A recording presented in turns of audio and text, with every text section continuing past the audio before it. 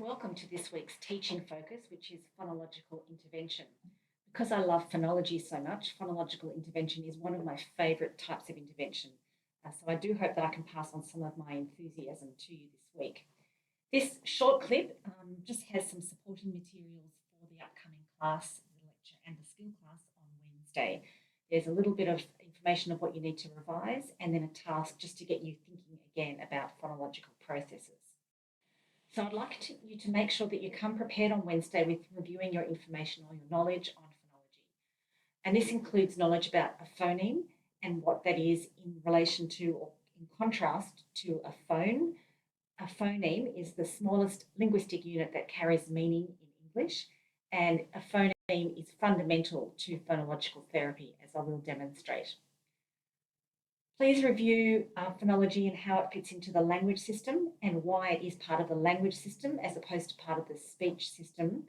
And also please review your knowledge about phonological development, that is, what a phonological process is and the typical sequence of when phonological processes should be suppressed by children. So in this slide, I'd just like to contrast articulation and phonology. So articulation is calling on what we spoke about in class 2 weeks ago.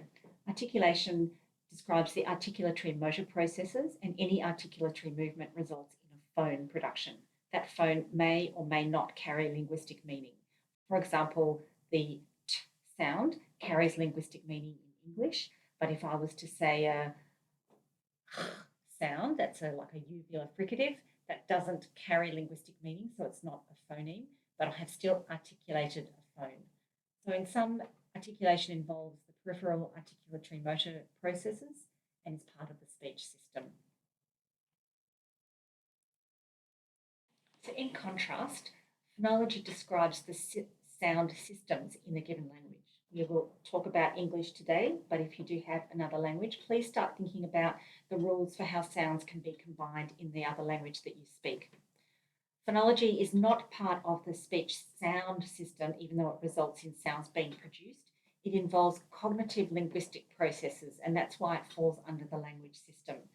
So you will cover that when you review your information about phonology, and we will talk about it more in the lecture, specifically how we use knowledge about phonology to provide phonological intervention. So this just highlights where our focus is this week in phonology. So now on this table on the left-hand side, you have a list of commonly occurring phonological processes. We talked about these in the speech assessment of speech class in ACS. So a lot of these will be familiar to you: final consonant deletion, gliding, and so forth. In the second column is an example of a word that is transcribed in the adult or correct form. And in the third column, I'd like you to try and transcribe that word as if the child was using the particular phonological process. So let's have a look at one of these as an example. Velar fronting, the word there is cart. If the child was using velar fronting, that word would be realised as tart. So you would transcribe t-art. So please work your way through that slide and I'll go through the answers in the lecture. So now that you've had a chance to think about and transcribe what some phonological processes that are commonly occurring may look and sound like, let's look at this slide here that's got some examples of less commonly occurring phonological processes. Recall that children who exhibit less commonly occurring processes are most likely having a much more severe phonological impairment.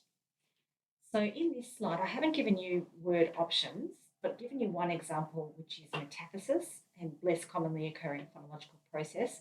And that's defined by a child transposing a sound or a syllable within a word, and the word is realised with that transposition. So let me just explain this one to you. The word is music, that's the adult form, and it's transcribed, and the child has realised it or produced it as mugus.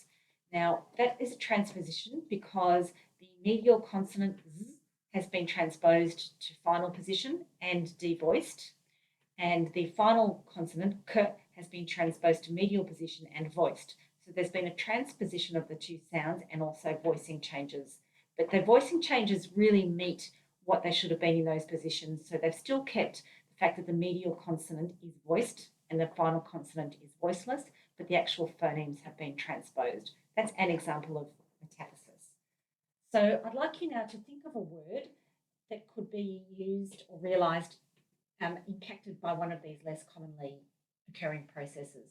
So maybe the first word you could try doing a simple CVC word like back, how that might be realised with initial consonant deletion, and then try a CVCVC word like telephone and have it as deleting the initial and or the medial consonants as well. And think of some examples for the other words too.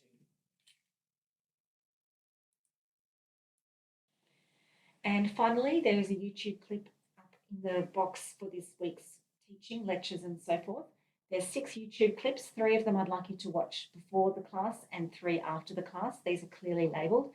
So please work your way through those YouTube clips and complete the brief activities that are associated with each task. With each clip.